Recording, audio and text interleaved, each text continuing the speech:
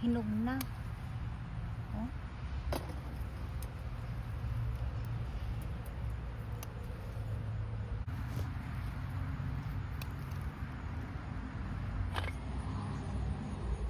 Oh, may binhi na ako. Wow.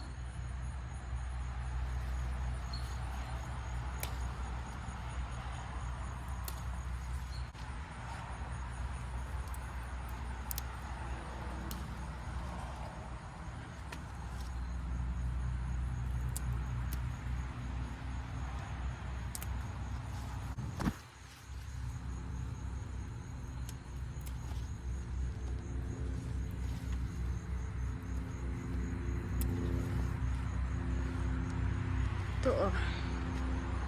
Dami na.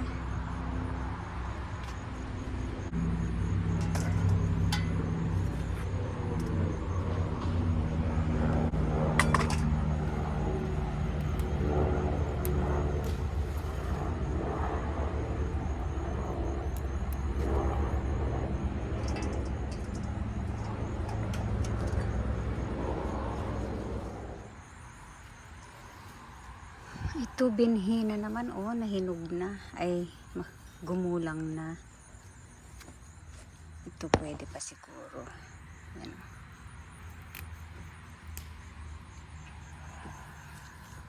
Oh, laki na ng ano, sili.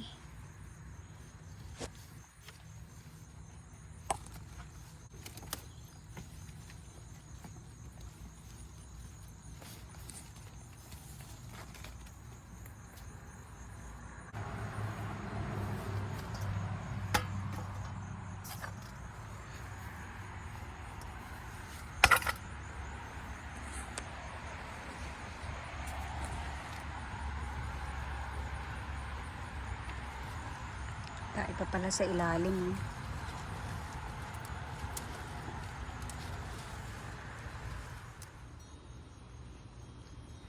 Wow, hindi muna ako magpipitas ng ampalaya, maliliit pa. Sayang naman.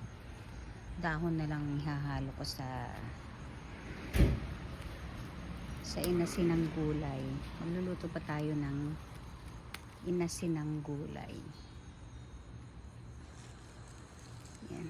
Dahon na lang ilalagay. Ang lalaki ng dahon oh. Sarap yung gulay. Bawasan po natin yung dahon niya. Sabi nila pag ano, binawasan ng dahon, dadami ang bunga. Yan ang sabi nila.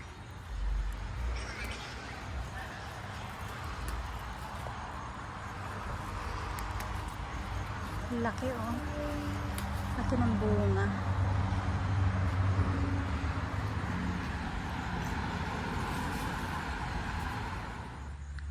Kuha din tayo ng ano, dahon ng sili. Bawasan natin yung dahon ng sili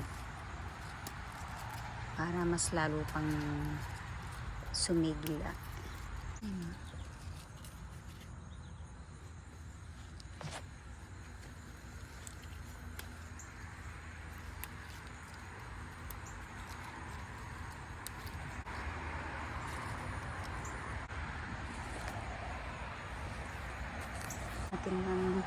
Hinaharangan ko yung ano, upuan yung tanim dahil yung mga rabbit kinakain yung tanim ko.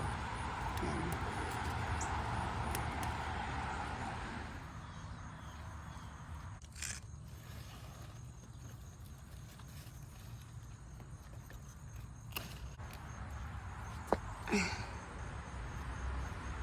Tamang-tama ito sa isang kainan. Bawasan natin ang dahon ng sili. Masyadong makapal. Halo natin sa ulam para ma-share sa kaibigan. Kaya lang yung kamatis tinalbusan na naman ng animals. Hindi na siya nag-grow. Very nice. Okay na po. Maggulay na tayo.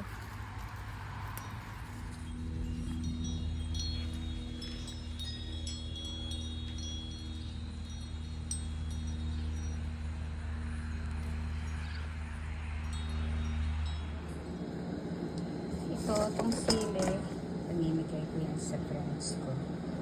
Matutuwa sila. Dami ko rin pamimigay na sitaw. Oh. Ang sarap nito. Fresh.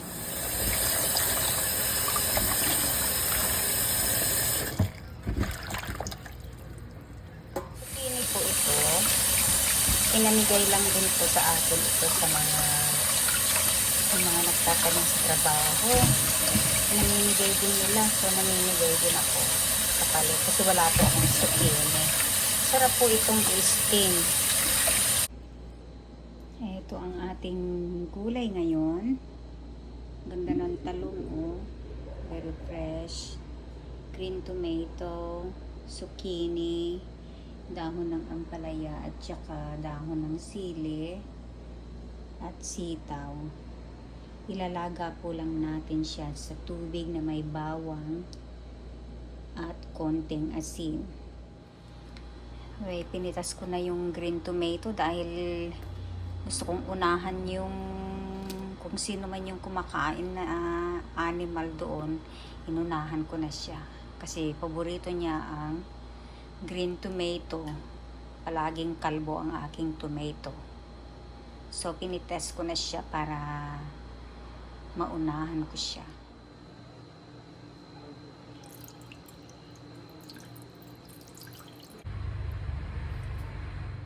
Okay, pakuluan na natin. Yan, kumukulo na. Tapos, lagyan po natin ng asin. Kung gusto niya ng dagdagan niyo. Pero sa akin, konti lang kasi nagbabawas ng alat. Ito na.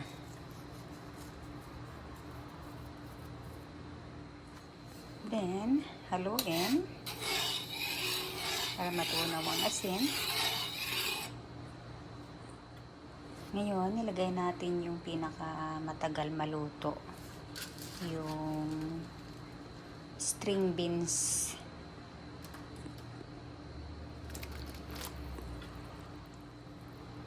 Pakuluin ng 2 minuto saka ilagay ang zucchini. 2 minutes is done.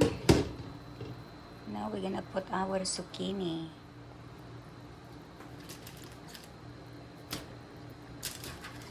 Zucchini at saka talong. Zucchini and eggplant.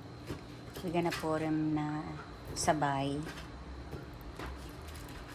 At saka yung yung green tomato. Ilagay na rin natin. Sabay-sabay yan maluto. Okay. Tapos haluin ng konti. Ang bango. Yan, takpan natin at lutuin ng 6 minutes. Excuse, 6 minutes is done. Ang bango mga kababayan, ang bango ng fresh na mga gulay. Tingnan natin kung malambot na. Malambot na.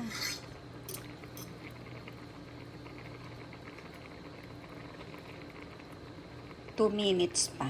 Kunti pa. 2 minutes more. Okay, tignan natin.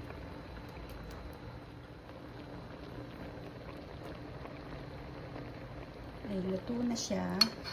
Lagyan na natin ang ampalaya. Pero patayin na natin yung stove. Yan. Ngayon, ilagay na ang ampalaya. Dahon ng dahon ng sili.